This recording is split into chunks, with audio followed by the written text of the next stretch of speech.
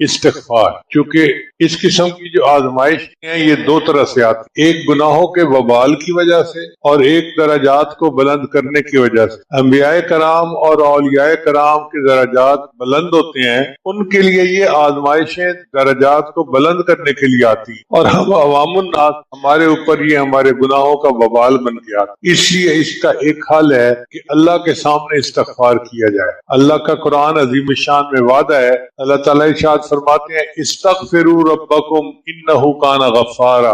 اللہ کے سامنے استغفار کرو، وہ گناہوں کو بخشنے والا ہے. یرسل السماء علیکم مدرارا، تمہارے اوپر بارشوں کو برسائے گا.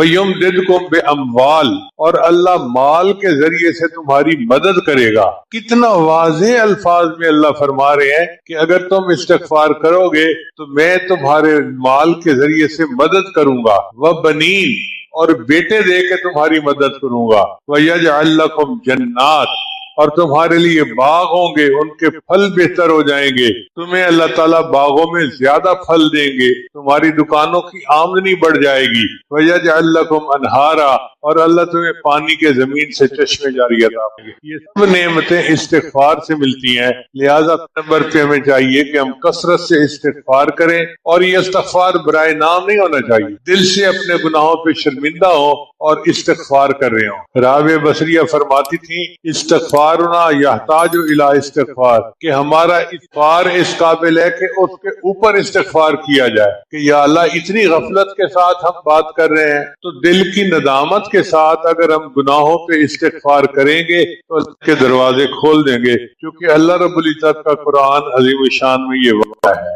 ایک پہلا عمل ہے استغفر اللہ پڑھنا. جب ہم استغفر اللہ پڑھتے ہیں تو اس کا مطلب یہ ہوتا ہے کہ اے اللہ، میں اپنے گناہوں پہ نادم اور شرمندہ ہوں، آپ میرے ان گناہوں کو معاف فرما دیجیے. چنانچہ اس استغفار کی ایک بہت بڑی فضیلت یہ ہے کہ استغفار کرنے والے بندے پر اللہ کا عذاب نہیں آتا. توجہ فرمائیں کہ استغفار کثرت سے کرنے والے بندے پر اللہ تعالیٰ کا عذاب نہیں آتا. کیا مطلب؟ کہ دنیا میں گناہوں کی وجہ سے انسان ذلیل ہوتا ہے، رسوا ہوتا ہے، دشمن اس پر غالب آ جاتے ہیں، اس کے رزق میں کمی کر دی جاتی ہے. تو یہ گناہوں کا جتنا وبال ہے اللہ تعالیٰ استغفار کی وجہ سے اس کو روک دیتے ہیں. ہر عورت چاہتی ہے کہ مجھے دنیا میں رسوائی نہ ہو، کہیں گناہوں کی وجہ سے میری شکل ہی نہ مسخ کر دی جائے، مجھ سے رزق ہی نہ چھین لیا جائے. تو اگر یہ تمنا دل میں ہے تو پھر اس کے لیے آپ کثرت کے ساتھ استغفار کریں. سنیے قرآن عظیم الشان. اللہ تعالیٰ فرماتے ہیں ما کان اللہ لیعذبہم وانت فیہم. اے میرے محبوب، جب تک آپ ان لوگوں کے درمیان ہیں اللہ ان لوگوں کو عذاب نہیں دے گا. وما کان اللہ معذبہم وہم یستغفرون، اور اللہ اس وقت تک بھی ان کو عذاب نہیں دے گا جب تک کہ یہ استغفار کرتے رہیں گے.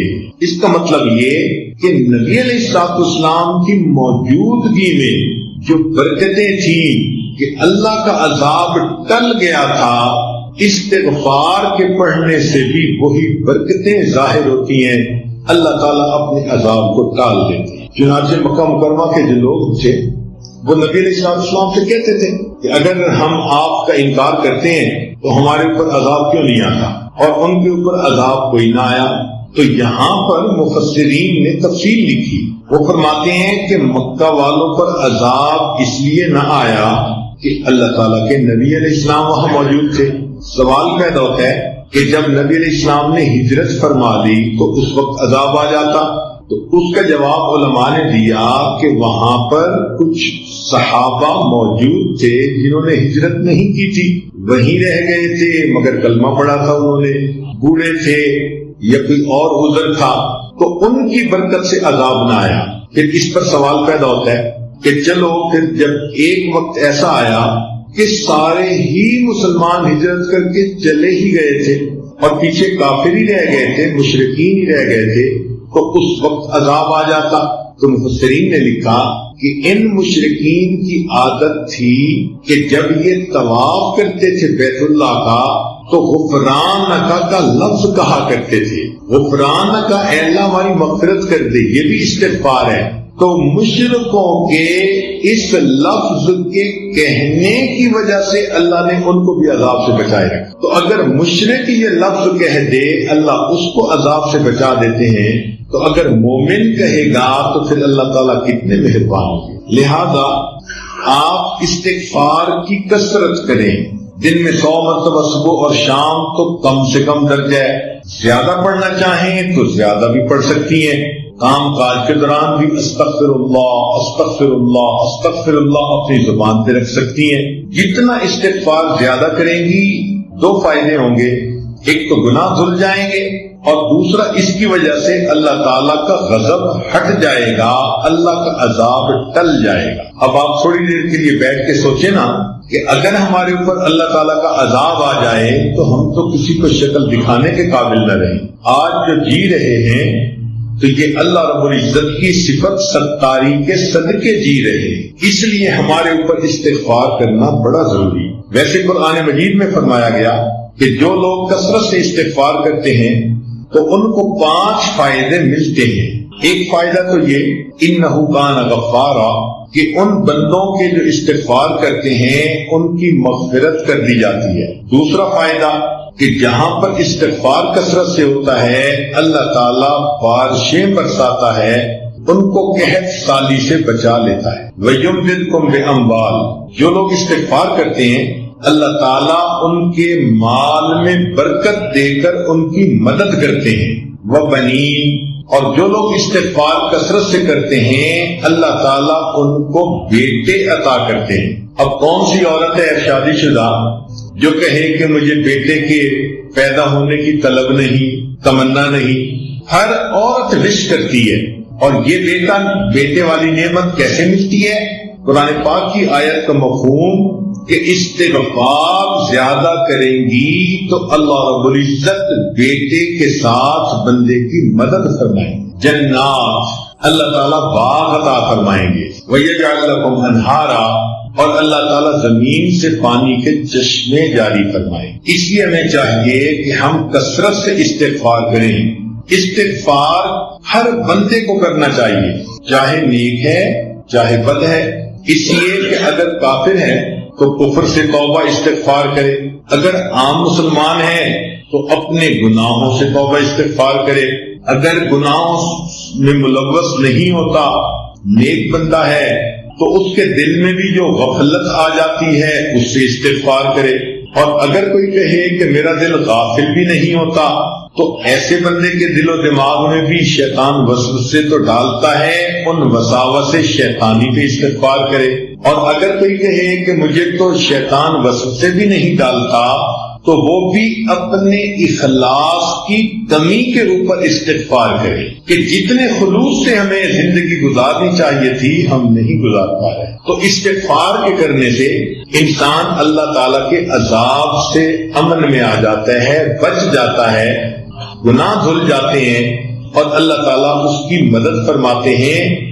رزق میں برکت سے بیٹوں میں برکت عطا فرما کے اور اس کے اللہ تعالیٰ دنیا کے ان مسائل کو حل فرما دیتے ہیں. آپ استغفار کی کثرت کریں گی تو آپ کو کسی عامل سے کوئی عمل پوچھنے کی ضرورت ہی نہیں رہے گی. کاروبار کی پریشانی استغفار سے ختم، کیونکہ اللہ تعالیٰ جو فرماتے ہیں کہ مال کے ذریعے سے مدد کروں گا. اگر اولاد کی پریشانی ہے تو وہ استغفار سے ختم، کیونکہ اللہ تعالیٰ فرماتے ہیں کہ میں بیٹے دے کر ان کی مدد کروں گا. اگر کسی کا کام نہیں چلتا تو جیسے اللہ فرماتے ہیں کہ میں باغوں سے پھل عطا کروں گا، اللہ تعالیٰ ان کو دکان سے بھی پھل عطا فرمائیں گے، کاروبار اچھا چلے گا. تو ایک استغفار کی کثرت سے ہماری زندگی کے کتنے مسئلے حل ہو جاتے ہیں.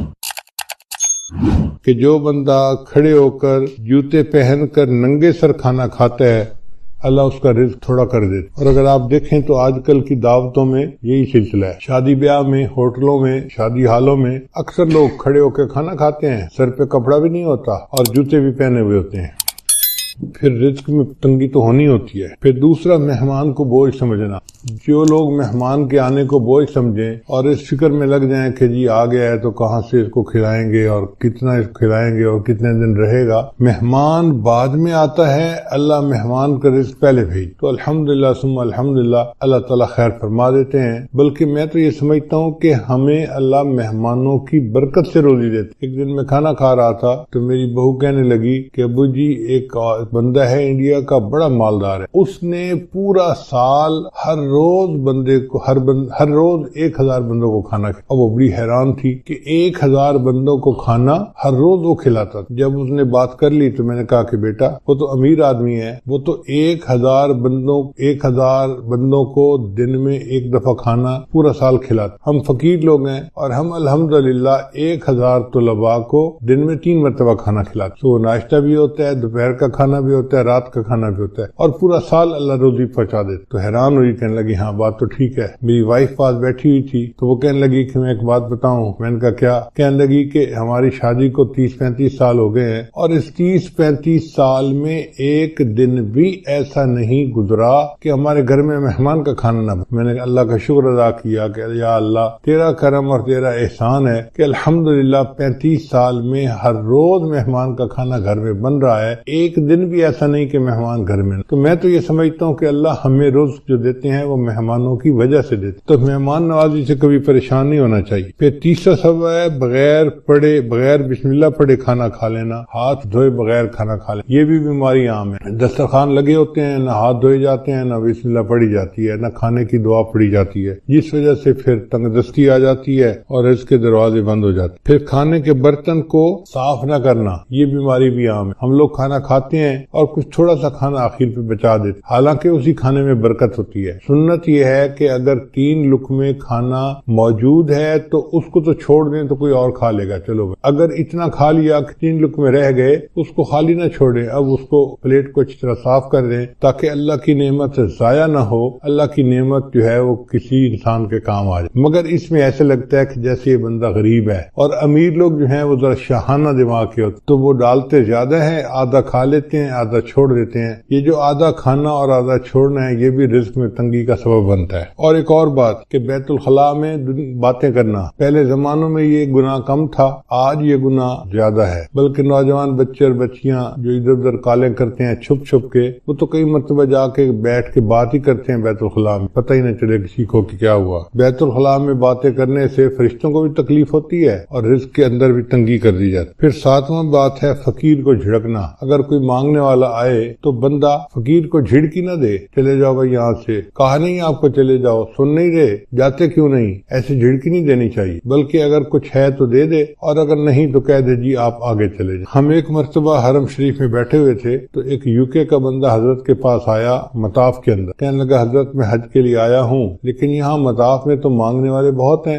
ہر تھوڑی دیر کے بعد کوئی فقیر آ جاتا ہے مانگنے والا، اب سمجھ نہیں آتی کہ ہم کس کو دیں اور کس کو نہ دیں۔ اگر ہم ہر کسی کو دے دیں تو ان کی تو عادت بگڑ جائے گی، تو دل چاہتا ہے کہ ان کو نہ دیں، اور اگر ہم نہ دیں تو پھر کون دے گا، تو دل چاہتا ہے دے بھی صحیح، تو اب فیصلہ کرنا مشکل ہوتا ہے۔ تو اب بتائیں کہ ہم کس کو دیں، ہمیں کیسے پتہ چلے کہ کون مستحق ہے اور کون مستحق نہیں ہے؟ حضرت نے اس کی ساری بات کو سنا اور پھر فرمایا کہ اچھا یہ بتاؤ کہ اللہ نے جو تمہیں دیا ہے تم اس کے مستحق ہو؟ اس نے کہا نہیں۔ تو حضرت نے فرمایا جب تم اس کے مستحق نہیں اور اللہ نے پھر بھی تمہیں دے دیا ہے، تم بھی اللہ کے خلق کو اپناؤ، دے دو، مستحق ہے یا نہیں یہ تمہارا مسئلہ نہیں، یہ اللہ کا مسئلہ۔ تو بندہ چپ تو ہو گیا، مگر اس کے دل میں سوال تو بہرحال تھا، تو حضرت نے بھانپ لیا کہ اس کے دل میں سوال ابھی باقی ہے، تو پھر حضرت نے اس کو بات پیار سے سمجھائی۔ حضرت نے فرمایا کہ دیکھو وہ بندہ تمہارے پاس مانگنے آیا ہے، مان لیا کہ وہ صاحب حیثیت ہے اور عادتاً مانگ رہا ہے، تم اسے اس لیے دے دو کہ اللہ کا شکر ادا کرو کہ اللہ تو نے مجھے دینے والوں میں سے بنایا، لینے والوں میں سے نہیں بنایا۔ یہ بھی تو ہو سکتا تھا اللہ تجھے اس کے حال میں ڈال دیتا اور تو لوگوں سے مانگتا پھرتا۔ تو اللہ تعالیٰ کی اس نعمت کا شکر ادا کرتے ہوئے دے دیا کرو کہ اللہ تو نے مجھے لینے والا نہیں، تو نے مجھے دینے والا بنایا ہے، میں تیرے نام پہ دے رہا ہوں۔ اس پہ اس کے دل کے اندر تسلی ہو گئی اور اس نے حضرت کے ماتھے کا بوسہ لیا اور خوش ہو کے واپس چلا گیا۔ تو اس لیے اگر کوئی فقیر آئے تو اس کو جتنا دے سکتے ہیں دیں، اور اگر نہیں دے سکتے تو پیار سے کہیں جی آپ آگے چلے جائیں، اس کو جھڑکی نہ دیں، اس کو ڈانٹ ڈپٹ نہ کریں۔ پھر مغرب کی نماز کے بعد بلا عذر جو بندہ سو جاتا ہے اس سے بھی رزق کے اندر برکت کم کر دی جاتی ہے۔ اگر کوئی بیمار ہے یا کوئی عذر ہے تو اس میں تو شریعت اجازت دیتی ہے، لیکن عادت بنا لینا اس کو شریعت نے منع کیا ہے۔ مغرب کے بعد بلا عذر نہیں سونا چاہیے۔ پھر جو بندہ نماز قضا کر دیتا ہے اللہ تعالیٰ اس کے رزق کو تنگ کر دیتے ہیں۔ عورتیں بالخصوص، نیک عورتیں بھی نمازیں قضا کر بیٹھ، پتہ ہے کیوں؟ سوچتی رہتی ہیں مہمان آئے ہیں، میں ان کو پہلے چائے بنا کے دے دوں پھر نماز پڑھ لیتی۔ اب وہ چائے بنا کے دینے میں اتنا کام لمبا ہو جاتا ہے کہ نماز کا ٹائم نکل جاتا ہے، ان کو یاد ہی نہیں ہوتا۔ یاد اس وقت آتا ہے جب اگلی نماز کا وقت شروع ہو چکا۔ یا یہ سوچتی رہتی ہیں کہ میں بچے کو نہلا لوں، بچے کو کھانا کھلا لوں، بچے کو فتح کر لوں، بچے کو نہلا لوں اور پھر نماز پڑھوں گی۔ یہ جو پھر کا مسئلہ ہے نا، نماز قضا کرنے کی بنیاد یہی ہے، نماز کو کبھی پھر پہ نہیں رکھنا چاہیے۔ ابھی پہلے نماز پڑھیں، بعد میں جو کرنا ہے کریں۔ اس لیے جب نماز کا وقت ہو جائے تو نماز پڑھیں اور اس کے بعد جو کرنا ہے کریں۔ نماز کو کبھی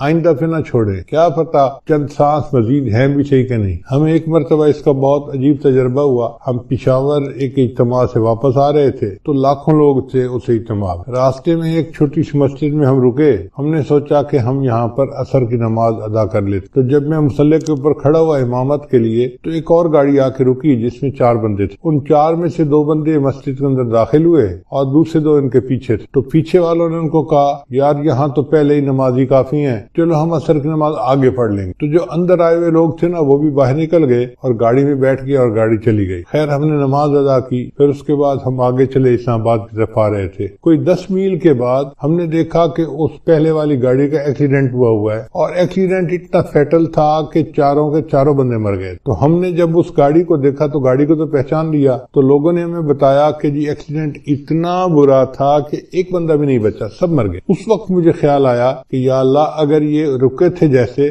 نماز وہاں پڑھ کے پھر چلتے تو ایک تو وقت کی عصر کی نماز بھی ادا ہو جاتی اور دوسرا اس کی وجہ سے برکت بھی ہو جاتی۔ اب یہ انہوں نے عصر کی نماز ادا نہیں کی ہوگی، نیت تھی پڑھنے کی لیکن بن پڑھے دنیا سے چلے گئے۔ تو کون جانتا ہے موت کا وقت کتنا قریب ہے۔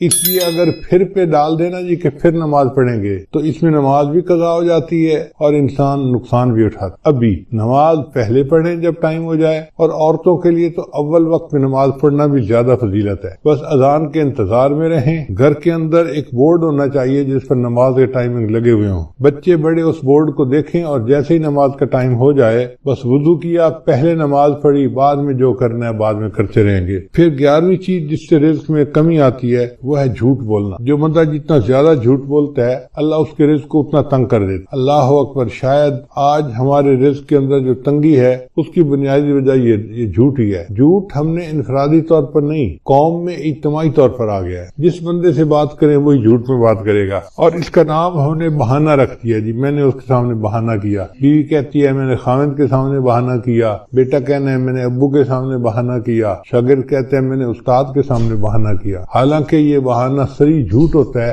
اور اس جھوٹ سے بچنے کی ضرورت ہے۔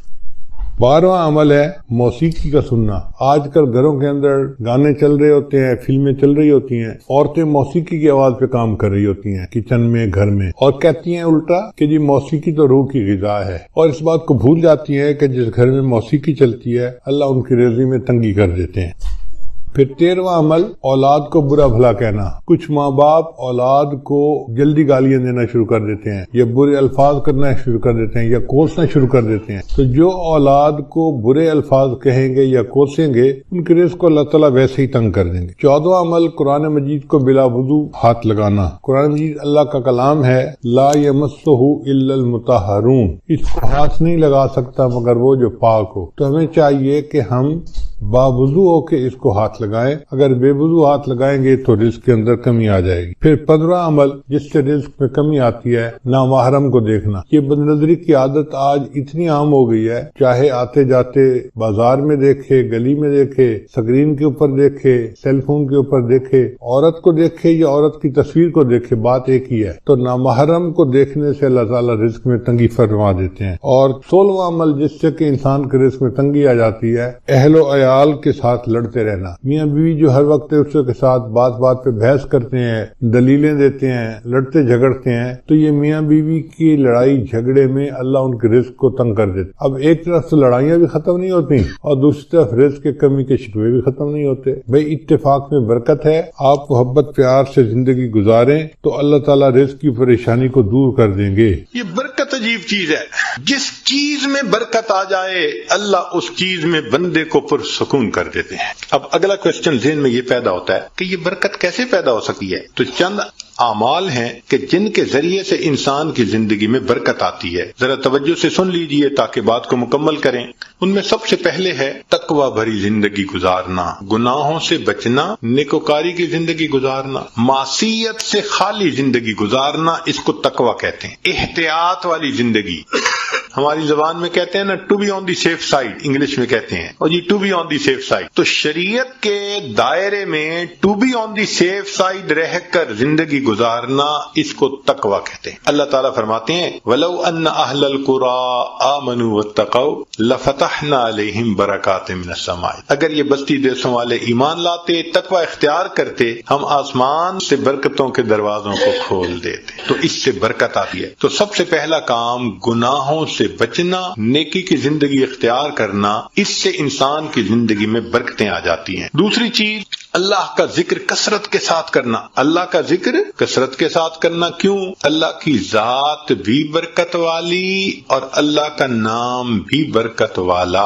دلیل قرآن عظیم الشان میں اللہ تعالیٰ فرماتے ہیں تبارک الذی بیدہ الملک، برکت والی ہے وہ ذات جس کے ہاتھ میں ہے ملک، تو ذات بھی برکت والی ہوئی۔ اور پھر فرمایا تبارک اسم ربک، برکت والا نام ہے تیرے رب کا، تو ذات بھی برکت والی اور اس کا نام بھی برکت والا۔ اس لیے ہمیں چاہیے کہ ایک تو اللہ کا ذکر کثرت سے کریں تاکہ زندگی میں برکت آئے، اور دوسرا یہ کہ ہر اچھے کام کی ابتدا بسم اللہ سے کریں۔ بعض مفسرین نے لکھا ہے کہ اسم جو لفظ ہے نا، اس کے کئی معنی ہیں عربوں میں۔ ایک اس کا معنی ہے نام، تو بسم اللہ کا معنی بنے گا اللہ کے نام کے ساتھ۔ اب یہ ترجمہ اکثر ہم پڑھتے بھی ہیں اور جانتے بھی ہیں، لیکن اسم کا ایک اور بھی معنی ہے عربوں میں، وہ ہے برکت۔ تو اگر وہ معنی لیں تو بسم اللہ کا ترجمہ بنے گا اللہ کی برکت کے ساتھ۔ اور اب مجھے یاد آتا ہے کہ ہماری نانی دادی جو بوڑھی عورتیں تھیں نا، وہ اٹھتے بیٹھتے اللہ دی برکت نال، اللہ دی برکت نال، یعنی کسی نے ان کو بسم اللہ کا ترجمہ سکھایا تھا، تو اٹھتے بیٹھتے اللہ کی برکت کے نال، ساتھ یہ کہ اللہ کی برکت۔ تو بسم اللہ کو کثرت سے پڑھنا،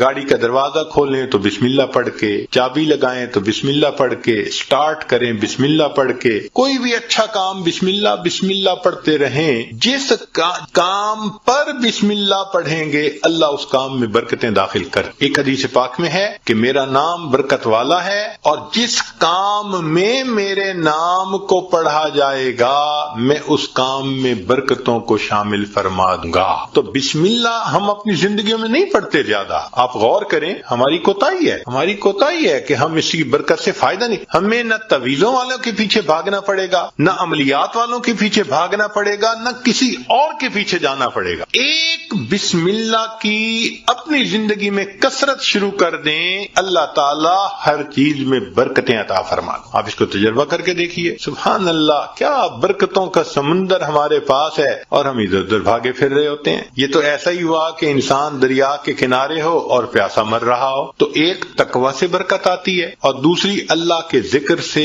اللہ کے نام سے، بسم اللہ کو مختلف اوقات میں کاموں سے پہلے پڑھنے سے انسان کے عملوں میں، کاموں میں برکت آ جاتی ہے۔ اور تیسری چیز کہ انسان کی دعا، اس سے بھی زندگی میں برکت آ جاتی۔ دعا سے برکت، جی خود دعا کریں، ماں باپ سے دعا کروائیں، پیر استاد سے دعا کروائیں، دعائیں لیں، دیکھیں برکتیں کیسے آتی ہیں۔ ایک ہوتا ہے دعا کروانا اور ایک ہوتا ہے دعا لینا، ان میں فرق ہے۔ آج ہم سب لوگ دعائیں کرواتے پھرتے ہیں، اور دعائیں لینا یہ ہوتا ہے کہ انسان اتنا اچھا بنے بنے، نیک بنے کہ اس کا چہرہ دیکھ کے ماں باپ کے دل سے دعا نکلے، پیر استاد کے دل سے دعا نکلے، دوست کے دل سے دعا نکلے، یہ ہوتا ہے دعائیں لینا۔ بیوی بچوں کے دل سے دعا نکلے۔ کیا ہم ایسے ہیں کہ ہمیں دیکھ کے کسی کے دل سے دعا نکلے؟ ہوک تو نکلتی ہوگی جو ہم ستاتے ہیں بیوی کو یا ستاتے ہیں بچوں کو یا اپنے ساتھیوں کو، تو ہمیں دیکھ کے لوگوں کے دل سے ہوک تو نکلتی ہوگی کہ اس نے ہمارے ساتھ کتنا برا کیا۔ کاش کہ ہم دعائیں لینے والے بنتے۔ دعا سے برکت، ذرا سنیے۔ ابو ہریرہ رضی اللہ عنہ نبی علیہ السلام کی خدمت میں حاضر ہوئے، اے اللہ کے حبیب صلی اللہ علیہ وسلم میں باتیں آپ کی سنتا ہوں بھول جاتا ہوں، تو نبی علیہ السلام نے دعا دی، ایسی دعا ملی کہ فرماتے ہیں اس کے بعد میں بات سنتا تھا، مجھے بات بھولتی ہی نہیں تھی۔ انس رضی اللہ عنہ نے نبی علیہ السلام کی خدمت کی 10 سال۔ نبی علیہ السلام نے ایک مرتبہ دعا دے دی، اے اللہ اس کے رزق میں، عمر میں، اولاد میں برکت عطا فرما۔ فرماتے ہیں اللہ نے میرے رزق میں اتنی برکت دی کہ لوگوں کے پھلوں کا باغ تھا تو سال میں 1 مرتبہ پھل دیتا تھا، اور میرا پھلوں کا باغ سال میں 2 مرتبہ پھل دیتا تھا۔ اور فرماتے ہیں کہ اتنی میری آمدنی تھی کہ میں لکڑی کاٹنے والے کلہاڑے سے سونے کی ڈلیوں کو توڑا کرتا تھا۔ ذرا غور کیجئے، لکڑی کاٹنے والے کلہاڑے سے سونے کی ڈلی کو توڑا، تو وہ ڈلی کتنی ہوتی ہوگی؟ تولوں میں تو نہیں نہ ہوگی، تو کلوز میں ہی لگتا ہوگی کہ جو لکڑی کاٹنے والے کلہاڑے سے توڑتے تھے۔ اتنا سونا اللہ نے دیا، مال اتنا دیا، برکت اللہ نے۔ فرماتے ہیں کہ اولاد میں اللہ نے اتنی برکت دی کہ 100 سے زیادہ پوتے پوتیاں نواسے نواسیاں میں نے اپنی آنکھوں سے دیکھے، 100 سے زیادہ۔ اللہ اکبر کبھی، اللہ نے برکت دے دی۔ ایسی برکت تھی ان کے رزق میں کہ ایک صحابی ان کے گھر آئے۔ میں یہ بات سنا کے ذرا آگے بات پڑھاتا ہوں۔ ایک صحابی ان کے گھر آئے، کھانا کھایا تو انس رضی اللہ عنہ نے اپنی باندی سے کہا کہ بھئی تولیہ لاؤ، ہاتھ ان کے دھلائے ہیں تو وہ پوچھ لیں۔ وہ تولیہ لائی تو تولیہ میلا تھا۔ انس رضی اللہ عنہ نے ڈانٹا، دیکھ نہیں رہی تم اتنا میلا تولیہ لے کے آئی؟ وہ کہنے لگی بس تھوڑی دیر، جیسے ہم کہتے ہیں نا ویٹ اے منٹ۔ اس نے بھی کہا جی ویٹ اے منٹ، میں آتی ہوں۔ اور وہ سیدھا گئی اور آگ جل رہی تھی، اس نے جا کے تولیہ اندر ڈال دیا۔ اب مہمان حیران ہے، تولیہ آگ میں ڈال دیا۔ تھوڑی دیر کے بعد اس نے تولیہ نکال دیا، صاف شفاف تولیہ، اور وہ لے کے آئی اور کہ پلیز ہاتھ آپ اپنے جو ہے نا اس سے صاف کر لیں۔ وہ کہتے ہیں گرم گرم تولیے، صاف ستھرا، میں نے اس سے ہاتھ تو خشک کر لیے۔ میں نے انس رضی اللہ عنہ کی طرف دیکھا تو پوچھا یہ کیا معاملہ ہے؟ تو انس رضی اللہ عنہ مسکرائے، کہنے لگے اصل میں میرے پاس ایک مرتبہ اللہ کے حبیب صلی اللہ علیہ وسلم تشریف لائے تھے، میں نے آپ کو کھانا کھلایا تھا اور ان کو ہاتھ خشک کرنے کے لیے تولیہ دیا تھا۔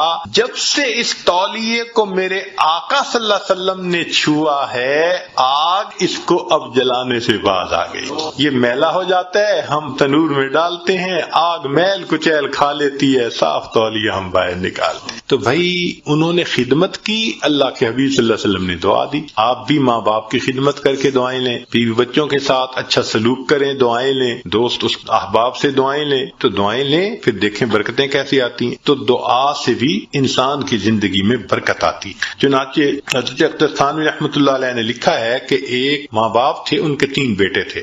تو جب جائیداد تقسیم ہونے کا وقت آیا تو ایک بھائی جو سب سے چھوٹا تھا نا، وہ کہنے لگا کہ بھائی تم دونوں ساری زمین پیسہ لے لو، والدین کی خدمت مجھے دے دو۔ وہ بڑے خوش ہو گئے کہ چلو بھائی ساری جائیداد ہم مل گئی اور یہ کرے خدمت۔ اس نے خدمت کی۔ اب اس کے والد اس کو ایک نصیحت کیا کرتے تھے کہ بیٹا بس جس چیز میں برکت نہ ہو وہ نہ لینا، ہمیشہ وہ چیز لینا جو برکت والی ہو۔ بہت کہتے رہتے۔ تو اس بچے کا مائنڈ سیٹ ہو گیا تھا کہ میں نے ہمیشہ برکت والی کوئی چیز۔ ماں باپ فوت ہو گئے، اس نے ایک دن خواب میں دیکھا، کہنے والے نے کہا بھائی تم جو ہے نا وہ فلاں جگہ جاؤ تو پتھر کے نیچے 50 دینار پڑے ہوئے ہیں، لے لو۔ تو چونکہ مائنڈ سیٹ تھا برکت والا، تو اس نے پوچھا ان 50 میں برکت ہوگی؟ کہنے برکت نہیں ہے۔ انہوں نے کہا مجھے نہیں چاہیے۔ صبح اٹھا، بیوی کو خواب سنایا تو بیوی ماشاءاللہ پھر بیوی ہوتی ہے، کہنے لگی لے لو جا کے۔ اس نے کہا بھائی برکت نہیں، میں نہیں لوں گا۔ اس نے کہا نہ لینا، ذرا جا کے دیکھ تو لو نا، پڑے بھی ہیں یا نہیں۔ اس نے کہا دیکھنے بھی نہیں ہے۔ ہیں. خیر بات چلی گئی. اب کچھ دنوں بعد پھر اس نے خواب دیکھا. کہنے والے نے کہا بھائی فلاں جگہ 10 دینار رہ گئے ہیں, وہ لے لو جا. اس نے کہا برکت ہوگی. اس نے کہا برکت نہیں ہوگی. اس نے کہا مجھے نہیں چاہیے. صبح اٹھ کے بیوی کو خواب سنایا. اس نے کہا دیکھا آپ نے 40 کا نقصان کر دیا نا, پہلے لے لیتے تو 50 ملتے. میں تو اب بھی کہتی ہوں میرا مشورہ تو یہی ہے کہ جاؤ 10 ہی لے لو. اس نے کہا بھائی برکت والے نہیں, مجھے نہیں چاہیے. 10 بھی گئے. پھر کافی دنوں کے بعد خواب آیا, کسی نے کہا بھئی 1 دینار رہ گیا ہے, جاؤ اور فلاں جگہ سے لے لو. اس نے کہا برکت والا ہوگا. اس نے کہا ہاں برکت والا. وہ صبح اٹھا, بیوی کو سنایا اور جا کے برکت والا دینار لے لیا. جب گھر لا رہا تھا تو اس کے دل میں خیال آیا بھئی بڑا عرصہ گزرا, کبھی کوئی اچھی ڈش نہیں بنی اور مزے کا کھانا نہیں کھایا, آج اللہ نے یہ 1 دینار دے دیا ہے تو چلو کچھ لے جاؤں. تو وہ گیا, مچھلی بک رہی تھی بڑی ساری, اس نے لے لی. مچھلی لے کے گھر آیا, بیوی کو کہا کہ دیکھو بھئی وہ دینار مل گیا تھا, میں نے اس میں سے کچھ خرچ کر کے یہ مچھلی لے لی کہ تم آج پکاؤ, کھانا تو اچھا کھائے نا آج. نے کہا بہت اچھا. اب وہ جب مچھلی کو تیار کرنے لگی تو جب کاٹا تو اس کے پیٹ میں ایک ہیرا تھا, ڈائمنڈ تھا. اب اس نے اس کو نکالا تو چمکتا ہوا ڈائمنڈ. کہا میں تو جیولر کے پاس لے کے جاؤں گا. جیولر کے پاس لے کے گیا تو وہ دیکھ کے کہنے لگا تمہیں یہ ملا کہاں سے؟ کہا مجھے تو مچھلی کے پیٹ سے ملا. اس نے اس کو تولا, وہ اتنے کیرٹ کا ڈائمنڈ تھا کہ جب اس نے اس کی پیمنٹ کی تو اس بندے کے ساری زندگی کے خرچے سے وہ قیمت زیادہ تھی. ایک ہی مرتبہ اللہ نے پوری زندگی کا خرچہ دے دیا. اس کو کہتے ہیں برکت. ہمیں اصل میں کسی نے سکھایا ہی نہیں شروع سے کہ یہ بھی ایک مانگنے والی چیز ہوتی ہے. ہم اللہ سے یہ تو کہتے ہیں کہ ابھی 1000 پاؤنڈ ہے تو اللہ مجھے 2000 پاؤنڈ دے دے, 3000 دے دے. یہ تو کبھی نہ مانگا. اللہ جو آپ نے دیا ہے اس میں برکت دے دیجئے, اسی میں برکت مل جائے. یقین سے عرض کرتا ہوں ہماری پریشانیاں آج ختم ہو جائیں. ہمیں کم نہیں دیا اللہ نے, لیکن ان میں چونکہ برکت نہیں, مسئلے حل نہیں ہوتے, تو اللہ سے برکت مانگ. تو وہ برکت ملتی ہے تقوی سے, وہ برکت ملتی ہے بسم اللہ کے پڑھنے سے, اللہ کا ذکر کرنے سے, دعا سے, ماں باپ کی دعائیں لینے سے, اور وہ برکت ملتی ہے قرآن مجید کی تلاوت کرنے سے. دلیل حدیث پاک سے نبی علیہ السلام نے فرمایا تبرک بالقرآن فإنہ کلام اللہ. تم قرآن سے برکت حاصل کرو, یہ اللہ کا کلام ہے. اب آپ بتائیے کہ ہمارے گھروں میں کتنے لوگ ہیں جو باقاعدگی سے روزانہ گھر میں تلاوت کرتے. ہفتوں گزر جاتے ہیں, مہینوں گزر جاتے ہیں. عام بندوں تو کیا بات کرنی, نمازی بندے تلاوت نہیں ہوتی. تو جب گھر میں نماز کی قرآن کی تلاوت ہی نہیں ہوتی تو برکت کہاں سے آئے گی بھائی؟ تو اس کی روزانہ گھر میں تلاوت, بھلے سورہ یاسین پڑھ لیں, سورہ الرحمن پڑھ لیں, آخری 10 سورتیں پڑھ لیں, مگر بس آج ایک کمٹمنٹ کر لیں دل میں, ہمارے گھر میں ڈیلی قرآن مجید کی تلاوت لازمی ہے. جس طرح گھر میں کھانا روز پکتا ہے نا, اسی طرح یہ روحانی کھانا بھی روز پکنا چاہیے, روز قرآن کی تلاوت ہونی چاہیے. تو قرآن مجید کی تلاوت سے برکت ہے. بیوی بھی پڑھے, بچے بھی پڑھیں, میاں بھی پڑھے, دیکھو برکتیں کیسے آتی ہیں. اور آخری چیز کہ فرمایا کہ حج اور عمرہ کرنے سے زندگی میں برکت آتی ہے. اللہ تعالیٰ اپنے گھر کے بارے میں فرماتے ہیں مبارکن ہدل للعالمین. تو مبارکن کا کیا مطلب ہوتا ہے؟ برکت والا گھر ہے. اسی لیے نبی علیہ السلام کی خدمت میں اگر کوئی رزق کی تنگی کا کہتا تھا نا, تو نبی علیہ السلام فرماتے تھے جاؤ حج یا عمرہ کر کے آؤ. اور ایک حدیث پاک میں ہے بار بار حج یا عمرہ کرنا انسان کے رزق کی تنگی کو ختم کروا دیتا ہے. تو ظاہرہ تو لگتا ہے کہ اس کے اوپر 1000 پاؤنڈ لگیں گے, مگر اخلاص کے ساتھ اگر کرے تو یہ نہیں پتا چلتا کہ بھئی 10 کے بدلے اللہ تعالیٰ 10,000 واپس دے دے. تو ان اعمال سے برکت بڑھتی ہے. ہم ان اعمال کو اپنائیں تاکہ اللہ رب العزت ہمیں برکتیں عطا فرمائیں. اب آخری بات کہ کچھ اعمال سے تو برکت بڑھتی ہے اور کچھ اعمال سے برکت گھٹتی بھی ہے, وہ بھی پتہ ہونا چاہیے. یہ نہ ہو کہ وہ عمل کرتے پھریں جو برکت ختم کر دیتے ہیں. تو برکت گھٹتی کس سے ہے؟ نمبر 1 بدنیتی سے گھٹ. جو بدنیت انسان ہوگا نا, اس کی زندگی میں برکت نہیں ہے, برکت نہیں ہوگی. کئی ہوتے ہیں نا نیت کے کھوٹے, برا سوچنا, نیگیٹو تھنکنگ, بیوی کے بارے میں بھی نیگیٹو تھنکنگ, ماں باپ کے بارے میں بھی, دوستوں کے بارے میں بھی, دفتر میں کام کرتے ہیں وہاں نیگیٹو تھنکنگ. جو نیگیٹو تھنکنگ والا بندہ ہوگا نا, اس کی زندگی میں کبھی برکت. اللہ اکبر کبیرہ. ایک شعر یاد آ رہا ہے پنجابی کا, آپ حضرات کو یہ عاجز آپ حضرات کو شعر سناتا ہے, اس کا ترجمہ بھی ساتھ کر دے گا. ہمارے یہاں ایک بزرگ گزرے ہیں سلطان العارفین باہو سلطان رحمت, ان کے پنجابی کا کلام بہت معروف ہے.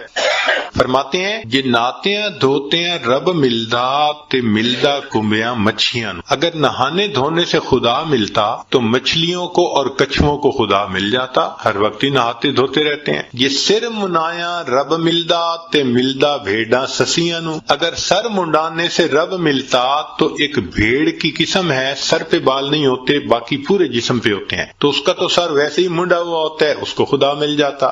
یہ ذکر کیتے ہیں رب ملدا تے ملدا کال کڑیچھیاں، ایک پرندہ ہوتا ہے کالا سا، وہ شام کو لٹک جاتا ہے کہیں اور ساری رات آواز نکالتا رہتا ہے، تو وہ کہتے ہیں وہ تو ساری رات ذکر کرتا ہے، اس کو خدا مل جاتا۔ یہ جتیاں ستیاں رب ملدا تے ملدا دانداں کھسیاں، پاک دامنی سے خدا ملتا تو جو خسی بیل ہوتا ہے وہ تو مادہ کی طرف آنکھ اٹھا کے بھی نہیں دیکھتا، اس کو بھی خدا مل جاتا۔ تو یہ باتیں کر کے فرماتے ہیں یہ ناتیاں دھوتے ہیں رب ملدا تے ملدا کمبیاں مچھیاں، یہ سر منایا رب ملدا تے ملدا بھیڑاں سسیاں نو، ذکر کیتے ہیں رب ملدا تے ملدا کال کڑیچھیاں نو، اور جتیاں ستیاں رب ملدا تے ملدا دانداں کھسیاں نو، اور آخر پر فرماتے ہیں رب ملدا تے ملدا نیتاں اچھیاں نو۔ اللہ اگر ملتا ہے تو اللہ اچھی نیت والوں کو ملتا ہے۔ تو بھائی نیت اچھی ہوگی تو زندگی میں برکت ہوگی، اور نیت بری ہوگی تو زندگی میں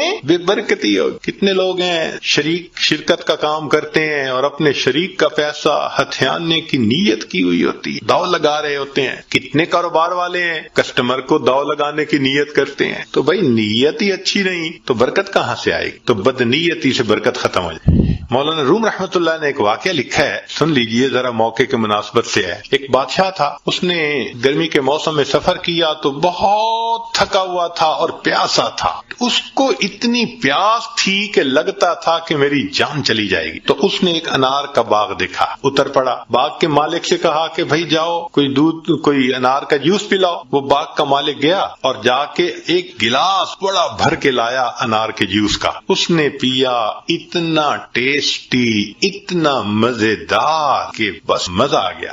اب جب اس نے پیا تو اس نے پھر مالک کو کہا کہ بھئی ایک گلاس اور لے آؤ، مگر ساتھ ہی دل میں خیال گیا کہ یار یہ باغ تو میرے پاس ہونا چاہیے۔ اب وہ دوسرا گلاس جب لے کے آیا تو اس نے پیا تو جناب اتنا کھٹا کہ پیا نہ جائے۔ تو بادشاہ نے کہا بھائی مجھے تو لگتا ہے کہ یہ درخت بدل گیا ہے، جس وجہ سے یہ جوس کا ذائقہ بدل گیا۔ وہ بھی سمجھدار تھا، اس نے کہا بادشاہ سلامت، درخت نہیں بدلا،